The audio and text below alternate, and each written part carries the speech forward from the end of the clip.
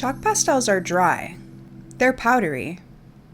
They smudge easily, and they can leave a trail of color on your fingers, your table, and somehow the sleeve you were sure wasn't anywhere near the artwork. But despite all of that, chalk pastels are one of the most versatile art materials you can use. They sit in this really interesting space between drawing and painting.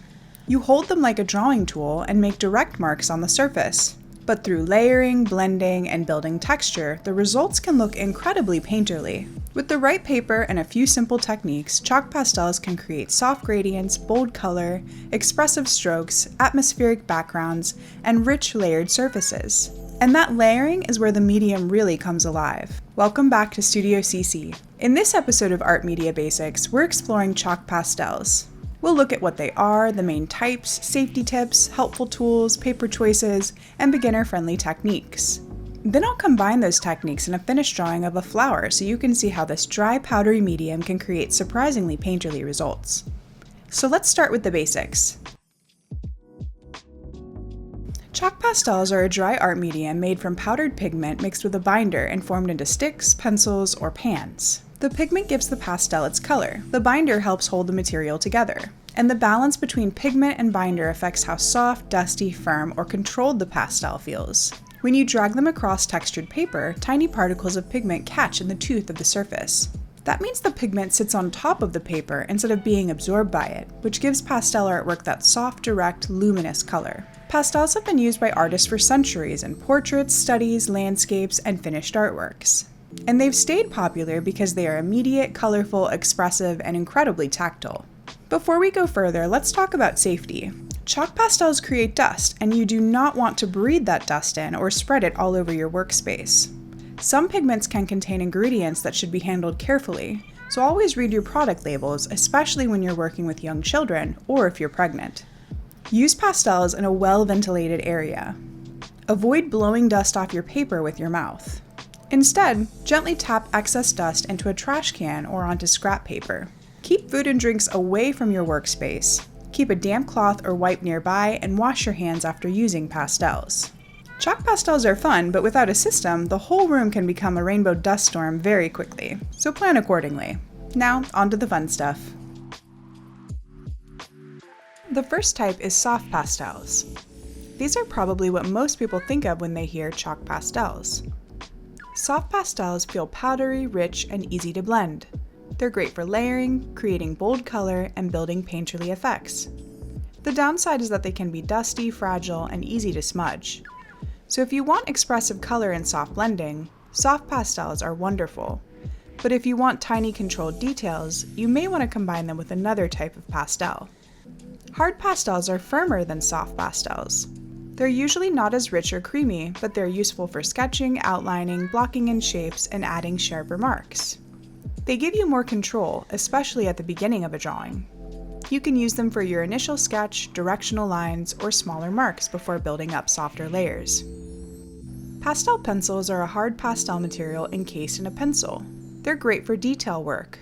If soft pastels feel too chunky or unpredictable, pastel pencils give you more control. They're helpful for outlines, crisp edges, flower veins, facial features, animal fur, or final accents. They still behave like hard pastel, so they can smudge and blend, but the pencil format makes them easier to control. Pan pastels come in small pans or compacts. Instead of drawing with a stick, you apply the pastel with a sponge tool, soft applicator, or brush. They're great for smooth backgrounds, soft transitions, and gentle layers of color. I like them for atmospheric backgrounds, subtle color shifts, and underpainting layers that do not feel as dusty or chunky as traditional pastel sticks. But at $52 for just 10 colors, these are the most expensive pastels in my inventory, but they should last a long time and won't need to be replaced as often as my soft pastels. Now let's talk about tools. You don't need every tool in the world to start with chalk pastels, but a few supplies will make the process much easier. As I mentioned before, chalk pastel creates a lot of fine dust, and that dust travels quickly. You will get some on you. So the first item on my list is an apron, or bare minimum, wear clothing you don't mind getting dirty. Second, a tabletop easel or drawing board. This is not an absolute necessity, however, working at a slight angle can help dust fall downward instead of collecting directly on your drawing. Add a piece of tape across the bottom of the easel for an easy dust trap. Third, paper towels and wipes. I like keeping both a dry paper towel and a slightly damp one nearby. The dry towel helps clean fingertips and tools. The damp towel helps remove color from your hands before you accidentally blend green into your yellow or red into your sky.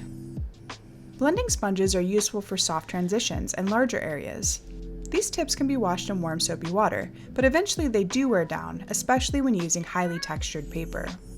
Pastel brushes can help move pigment around, especially with pan pastels or soft background effects. They're soft bristled brushes with a flat end, but any soft bristle brush would work. A kneaded eraser is useful for lifting pastel, softening areas, or creating highlights. It will not erase pastel the same way it erases graphite, but it can lift pigment and help correct small areas. You may also want a sharpener or sandpaper block for pastel pencils, depending on the brand.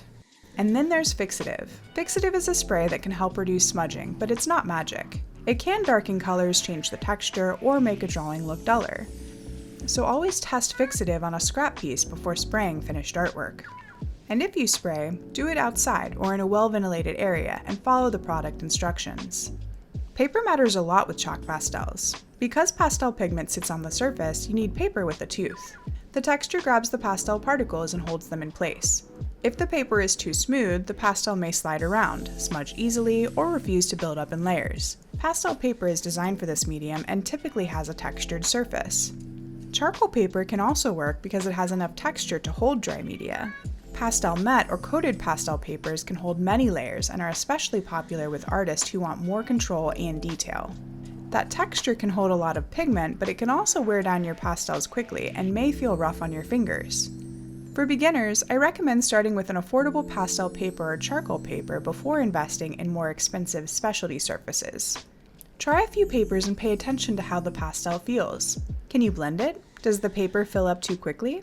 The paper can completely change your pastel experience.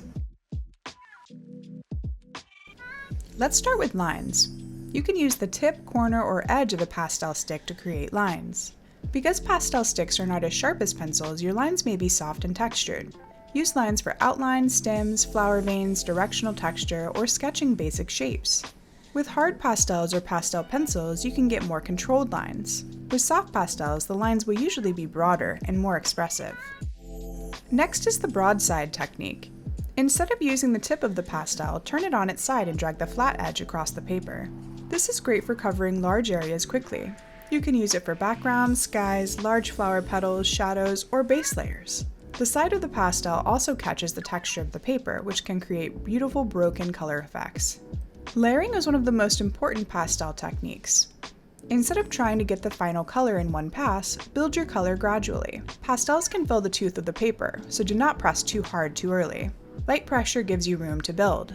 Start with a light layer, then add another color on top. Pay attention to how the order in which you layer colors can affect the outcome. Blending is probably the technique most people associate with chalk pastels. You can blend with your finger, a paper towel, a blending sponge, or a brush. Blending softens transitions and can make colors look smooth and painterly. But be careful, if you overblend everything, your drawing can become faded or turn muddy. Blend where you want softness. Leave texture where you want energy. And remember that pastel is good for light layers, so you can draw on top of what's already been blended. Feathering uses quick directional strokes that extend outwards. This is useful for hair, fur, grass, leaves, flower texture, or any area where you want movement. Instead of blending everything smooth, feathering lets the individual marks stay visible. And again, the soft pastel blends this texture with softer lines, whereas hard pastels and pencils provide sharper lines. Scumbling is a loose, broken layer of color applied over another color. Instead of fully coloring the layer underneath, you let some of the lower color show through. This creates texture and visual interest. For example, I might scumble a lighter yellow over a red-orange petal to suggest highlights, or scumble a darker green over a background to create depth. Scumbling is great when you want texture without completely blending everything away. Stippling uses dots or small marks. You can tap the pastel on the paper to create texture, color variation, or small details. You can use a pointy edge or make broader dashes based on which type of pastel you're using. This works well for flower centers, pollen, rough surfaces, speckles, seeds, or background texture. The marks can be loose and expressive or more controlled if you use a pastel pencil. Underpainting means creating an initial layer of color that influences everything placed on top. It gives the drawing a foundation. For chalk pastels, an underpainting can be a simple block-in of values or colors. I like to apply a mid-tone color with the pan pastels and then layer soft and hard pastels on top. The underpainting does not have to be detailed. It just sets the tone and helps unify the drawing. Now let's put these techniques together in a finished drawing of a heliconia flower. I'm actually combining two reference images because I like the composition in one and the colors in a second. First, I lightly sketched the basic shapes in pencil. Then I used a kneaded eraser to remove as much of the pencil as I could. Next, I created an underpainting using the pan pastels and my blending sponges. For this piece, I focused on the background prior to starting work on the foreground. I isolated the edges around the flowers with the pan pastels to block in areas of background color. This gives the whole drawing a solid foundation and still allows me to adjust texture and color with other types of pastels later. Then I used the broad side of a soft pastel to cover larger areas.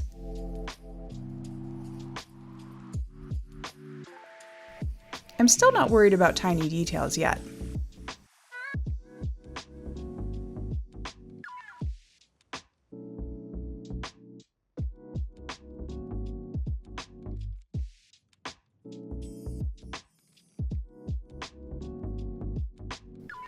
I use my blending sponge to continue blending and layering color in the background.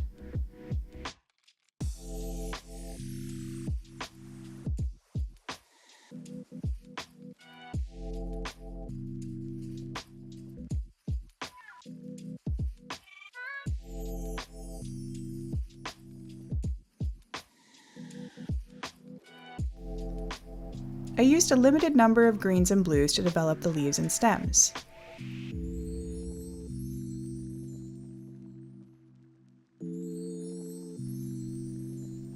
Next, I used my kneaded eraser to pick up stray pastel and clean the edges of the flower area. Then I start the flower by using my orange pan pastel as a mid-tone color, then layer red pan pastel on top.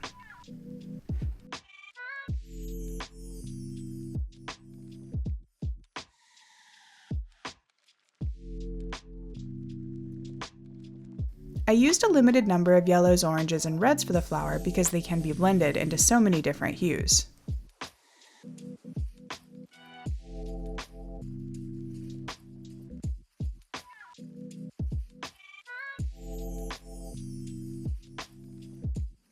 Once the base colors are established, I begin using soft pastels to refine the edges, colors, and textures.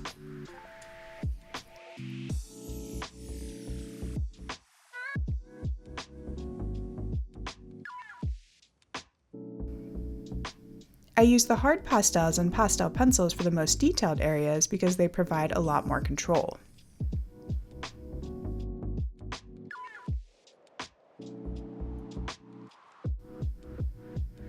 I also used white to create highlights.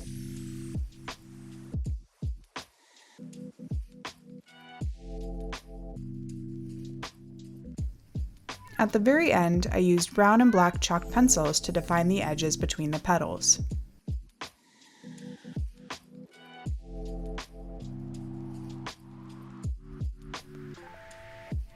Then I did one last pass across the background to make final adjustments.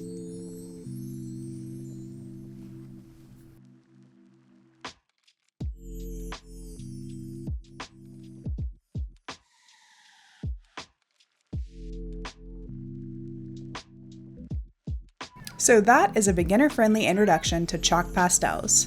We talked about what chalk pastels are and how the balance of pigment and binder affects the way they feel.